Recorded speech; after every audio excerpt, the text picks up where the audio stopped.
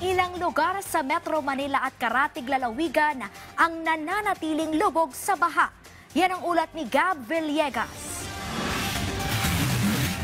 Ilang lugar pa rin sa Luzon ang nananatiling lubog sa baha matapos ang naging pananalasa ng bagyong Emong at ng Habagat. Nalubog sa baha ang bayan ng Bai sa Laguna dahil sa walang tigil na pag-ulan dulot ng habagat. Buwis-buhay naman ang pagtawid ng jeep na ito sa rumaragasang tubig sa Tanay Rizal. Ayon sa uploader na si Mariel Absalon Año Nuevo, nahihirapan ang mga residente na maiuwi ang mga karagdagan supply sa kanilang lugar dahil sa malakas na agos ng tubig sa ilog. Ilang bahagi pa rin ng barangay Pulang Lupa 1 sa Las Piñas City ang lubog pa rin sa tubig baha. Namahagi na rin ang barangay ng mga family food packs sa mga apektadong residente. Lubog rin sa baha ang Dagupan City matapos ang pananalasa ng bagyong Emong na sinabayan pa ng high tide. Lagpas tao naman ang baha na naranasan ng mga residente sa barangay Pulo sa Hermosa, Bataan. Ayon sa barangay, kasalukuyang nananatili sa chapel sa kanilang lugar ang mga apektadong residente.